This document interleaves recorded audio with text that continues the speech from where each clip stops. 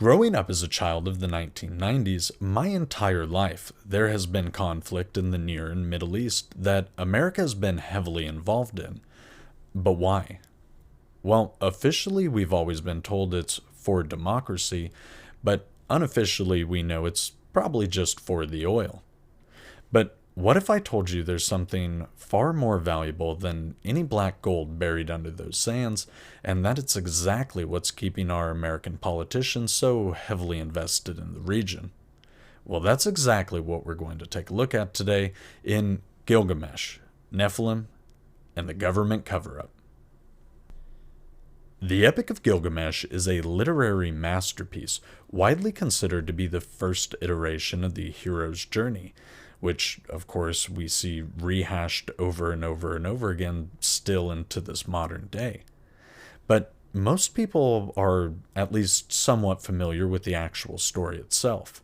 I've actually covered it at length and analyzed it a bit in a video that was one of my very first uploads to the channel, but I'll be honest, I was going through a bit of growing pains there trying to figure out the right combination of look, feel, delivery, so I'm not even going to recommend you go watch it. I'll just rehash it a little bit right here in case you need a touch-up, but in case you're already very familiar with the story, I'll keep it brief. Gilgamesh was a demigod and the first king of Uruk, allegedly born from the admixture of a human and an offspring of Anu. In every way, shape, and form, Gilgamesh was unsurpassed by any other mortal man. He had a fondness for sleeping with wives-to-be on the night of their marriage, and being an overall unbearable tyrant. The people of Uruk pray to the gods to relieve them of his tyranny, and the gods create Enkidu, a wild man that is untamed, near equal to Gilgamesh.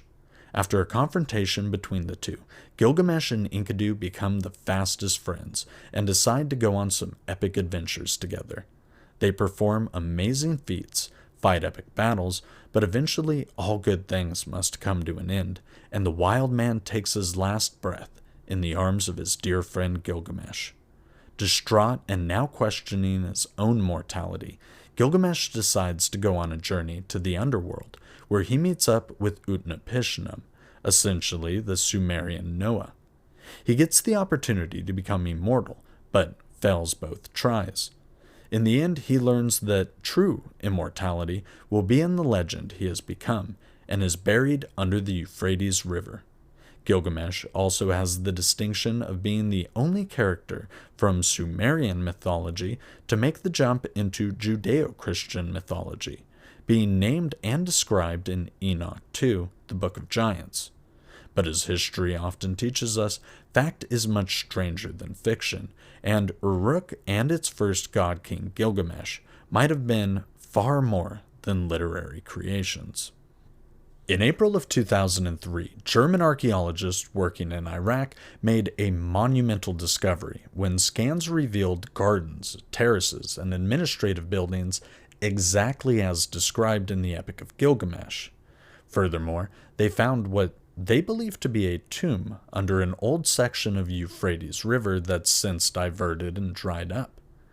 In a quote to the BBC, Jorg Fassbinder said, quote, "I don't want to say definitely it was the grave of King Gilgamesh, but it looks very similar to that described in the epic," end quote, and went on to say, quote, "We found just outside the city, an area in the middle of the former Euphrates River, the remains of such a building which could be interpreted as a burial," end quote. Unfortunately for Mr. Fassbinder and the rest of the curious world, just a month prior, the U.S. and its allies had invaded Iraq, and within weeks of the publication of the BBC article, U.S. troops would remove archaeologists from the site, setting up their own personnel and equipment. But before that happened, allegedly, some videos escaped onto the internet showing off the tomb of Gilgamesh. Let's take a look at both of those because both can't be simultaneously true.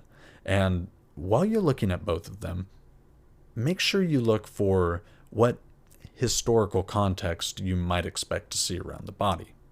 Let's take a look at the first one.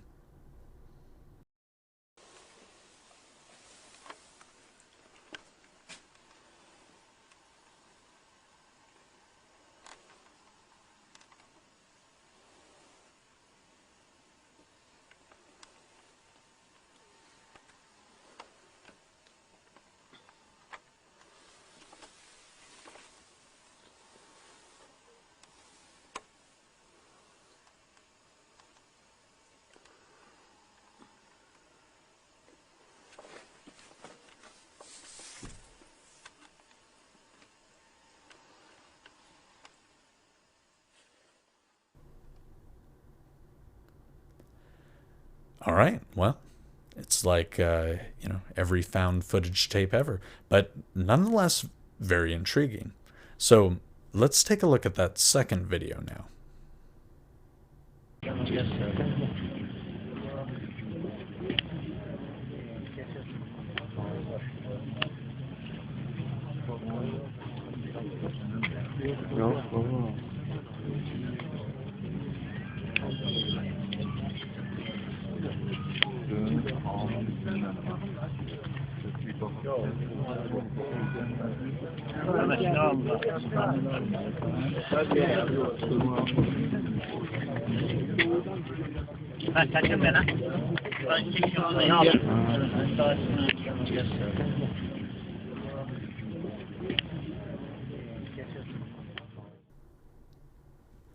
Well, both of those videos are allegedly from the Tomb of Gilgamesh, but only one of them can actually be real, if either, and I'll give you a hint. The one with the proper historical context is probably the legit one, if either of them even are. In 2018, the story became relevant all over again when the State Department released one of its annual FOIA request dumps. Eagle-eyed researchers digging through noticed one FOIA request in particular that stood out from the others and was asking for some very unique information. Case number F-2019-02110 from a Denitra D. Singer requesting all documents related to documents pertaining to the resurrection chamber of Gilgamesh, the location of his body, and the location of the buried Nephilim. Now, online, when you look this up, you'll see it associated with Hillary Clinton a lot, or even sometimes John Podesta. People will claim that it was part of the Hillary email dumps or the Podesta email dumps from WikiLeaks, but it wasn't actually a part of either of those. And I think it's just kind of one of those rumors that has gained online traction that's never really been course corrected. But what's available on the State Department's website for you to see is just a request made by a regular person. Maybe they work directly in the office of Hillary Clinton, who knows, but I certainly don't, and no evidence of that exists online. If today, in March of 2025, I decided to submit a FOIA request, you would see my name asking about Nephilim and Gilgamesh in one of their release dumps. And that's how the FOIA system works. And I think it's just a poor understanding of that people have conflated it being tied directly to Hillary Clinton or even, like I say, John Podesta. But there's actually no proof of that. Even if it is totally true, there's no proof of it. So I just wanted to dispel that online urban legend. But the FOIA request definitely exists, and it shows that it was closed, so she must have been provided something.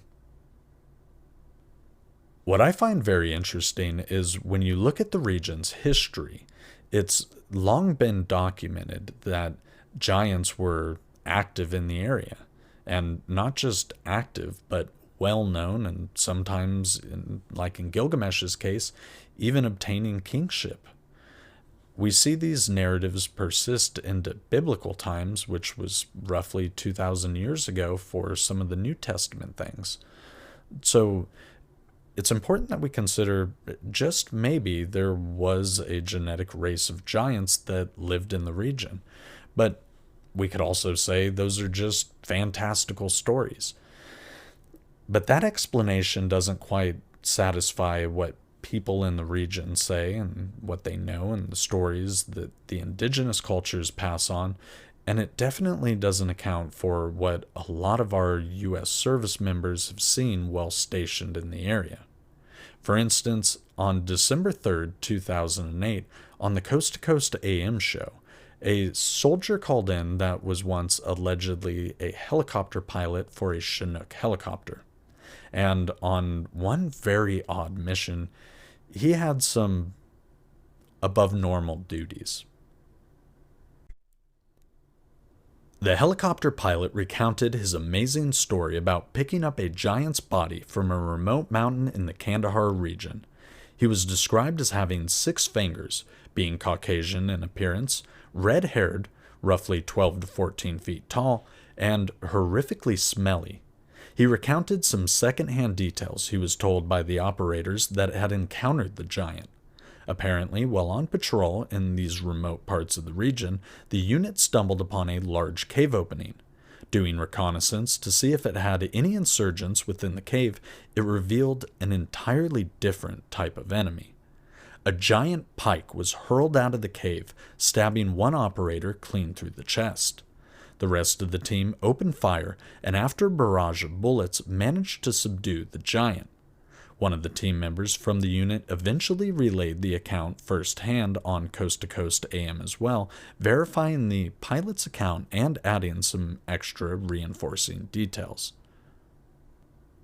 A channel by the name of Wartime Stories actually did a really great breakdown on the Giants of Kandahar specifically.